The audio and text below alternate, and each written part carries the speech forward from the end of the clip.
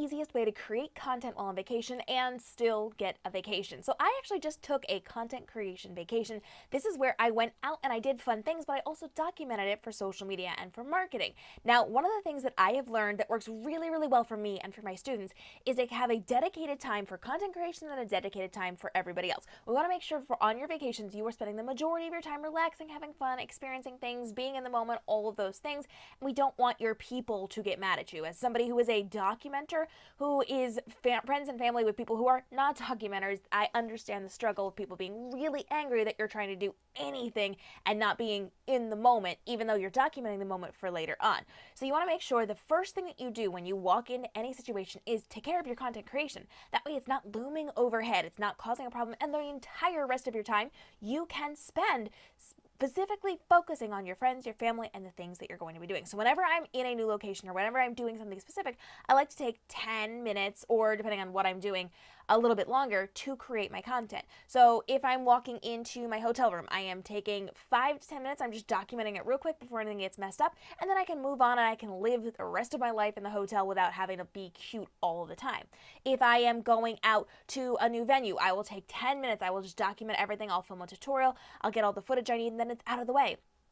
Let's say I am going to the beach. This is a great example. You're going to the beach, and the first thing you want to do is to document the water. You want to document the sun, walking, doing a posing tutorial. You want to talk about how you are spending your time at the beach. You want to talk about how you are taking your kids to the beach without that stress or that struggle. Get that content. Spend 10, 15 minutes creating the content, and then you have the ability to spend the rest of the 3 hours you're there just hanging out and doing fun things. Let's say you're going to Disney. I want you to take 5 minutes when you walk into a new part of the park and just document it real quick, and then you can spend the rest of the time doing the other fun things in Disney. All of these things can be solved by creating your content first. If you go in with a plan, knowing what you need to create, a documentation of what you are going to be seeing, what you're going to be using, B-roll footage, and then if you have 1 or 2 specific things in mind, if you're going to be speaking or if you need specific content for a tutorial or an educational piece of content that you're showing people, get those things done. Mark it off on a checklist on your phone. Then once you have that done, you have the entire rest of the time. So if you're there for an hour, spend 10 minutes creating content. If you're there for 2 hours, spend 20 minutes creating content. Whatever you need to do.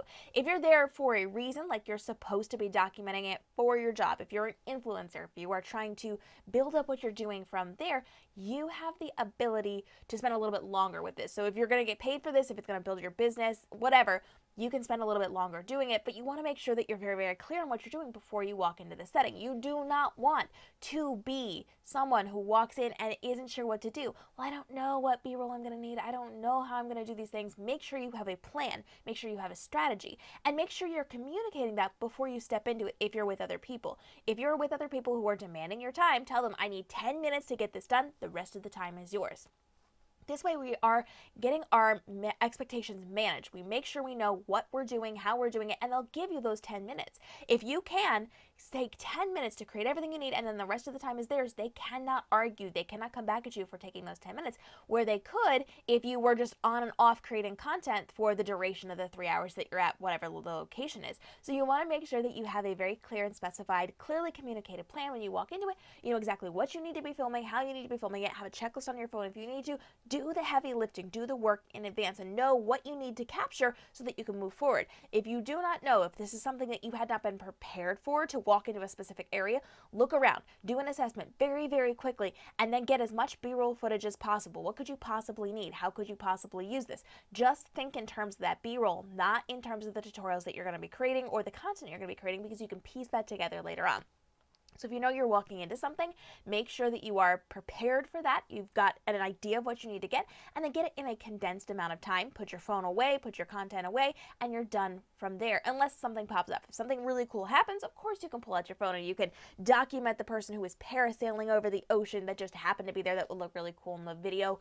People are not going to fault you for a 2-second video that you are doing something that you had not anticipated. So you want to make sure that you clearly know what you're going to do, how you're going to capture it, and communicate that, and do it up front, because if you don't do it first thing, you're A, going to get distracted, you're B, going to have it looming over your head, and you're 3, likely to miss some of the important things, and then people are going to feel like you're constantly on your phone, you're constantly content creating and not spending time with them. So do the dedicated work first up front, get it out of the way so that there is a specific time frame so that people people's expectations are managed, they can work within that time frame, and then the rest of the time can be for them. The more communication you have and the more preparation you have walking into something, the easier it's going to be for you, the more you're going to be able to learn how to do this very effectively. And the more you are going to be able to just walk into any location at any given time and create exactly what you're going to need very quickly, and then move on for whatever experience you're going to have. Questions, comments on this? Go ahead and drop those down below.